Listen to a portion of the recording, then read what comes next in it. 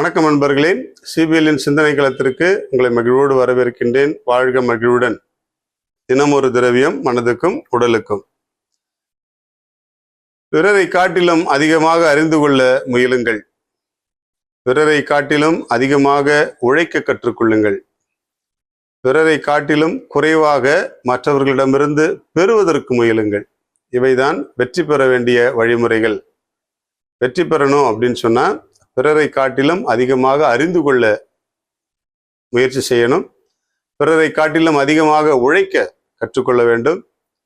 பிறரை காட்டிலும் குறைவாக பெறுவதற்கு முயற்சி செய்ய வேண்டும். மற்றவங்களிடம் நாம வாங்கிறதுக்கு முயற்சி செய்யணும். இதை நாம கடைபிடித்தாலே நம்முடைய வாழ்க்கையை வெற்றிகரமாக அமைத்துக் கொள்ள முடியும். இதற்கு நல்ல உதாரணங்கள் நிறைய இருக்கு. நம்முடைய கடின உழைப்பு, அறிந்து கொள்ள முயற்சி, நம்முடைய எடுத்துக்கொள்ளக்கூடிய பண்பு, இவற்றை நாம் சிறப்பாக கடைபிடித்தாலே போதும். நம்முடைய வாழ்க்கையில் நல்ல விஷயங்களை நாம் கற்றுக்கொள்வதற்கு முன்வந்து கொண்டே இருப்போம். நம்முடைய பிள்ளைகள் இப்பொழுது அடுத்த கல்வி ஆண்டில் அடியெடுத்து வைக்கிறார்கள். கல்லூரி களத்தில் கால் வைக்கிறார்கள். தங்களுடைய கல்லூரி படிப்பை முடித்தவர்கள் மேல் படிப்புக்காக முயற்சிகளை மேற்கொள்கிறார்கள். அவர்களிடத்தில் இவற்றை சொல்லிக் கொடுப்போம். பிறரை காட்டிலும் அதிகமாக அறிந்து கொள்ள முயலுங்கள். மற்றவங்கெல்லாம் படிக்கிறதாங்கன்னா அதை விட அதிகமாக ஒரு ஸ்டெப்பு படிக்கிறதுக்கு நீ முயற்சி செய். முயற்சி செய்தாலே அது உனக்கு நல்ல பலனை தரும். பிறரை காட்டிலும் அதிகமாக உழைக்க கற்றுக்கொள்ளுங்கள். நம்முடைய பிள்ளைகளுக்கு நாம் சொல்லிக் கொடுக்க வேண்டிய மிகப்பெரிய உண்மையான பண்பு உழைப்பு. மற்றவர்களை காட்டிலும் அதிகமாக உழைக்கணும் அப்படின்றத மட்டும் இன்சிஸ்ட் பண்ணிக்கிட்டே இருப்போம், சொல்லிக்கிட்டே இருப்போம் டெய்லி. அது மற்றவர்களை காட்டிலும் அதிகமாக செல்போன் பயன்படுத்துவது, மற்றவர்களை காட்டிலும் அதிகமாக திரைப்படங்கள், தொலைக்காட்சி நிகழ்ச்சிகளை பார்ப்பது, இவற்றில் நாம் நம்முடைய பிள்ளைகளை தள்ளிவிடாமல் அதிகமாக உழைப்பதற்கு கற்றுக் கொடுப்போம். அந்த பிள்ளைகளுடைய உழைப்பு பலன் தரும்போது அந்த பிள்ளைகளுக்கும் நம்முடைய குடும்பத்திற்கும் எவ்வளவு பெரிய மகிழ்ச்சியை கொடுக்கும் இல்லையா? எனவே நிறைய உழைக்க கற்றுக் கொடுத்துக்கிட்டே இருப்போம். ஏதாவது ஒரு வகையில் சிறு வயதிலிருந்து அந்த பக்குவத்திற்கு நம்முடைய பிள்ளைகளை தட்டி கொடுத்து கொண்டே இருப்போம்.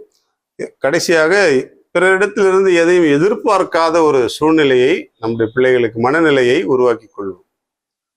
இப்போ நல்லா படிக்கிற பையன்ட்டு நம்ம உதவி கேட்டா நல்லா இருக்கும்ல அப்படின்ற மாதிரி ஒரு மனநிலையை நம்ம உருவாக்கக்கூடாது.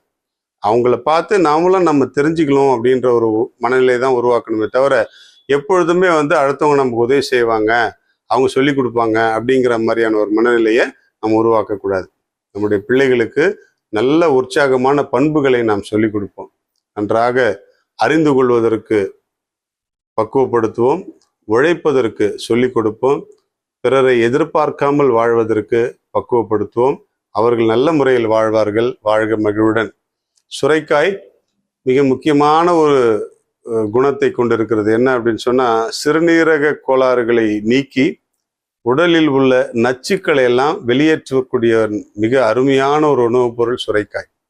அதில் இந்த கிட்னியில் கல் வருது, கிட்னி வீங்குது, சிறுநீர் பாதையில் அடைப்பு இருக்கு, எரிச்சல் இருக்கு, இதெல்லாம் இருக்கிறவங்க சுரைக்காய் தாராளமாக எடுத்துக்குங்க. சுரைக்காய் இயற்கையான ஒரு உணவு. அதனால அதனுடைய தன்மையை பயன்படுத்தி பலன் பெறுவோம். வாழ்க மகிழ்வுடன். கரெக்டாக முடிச்சு.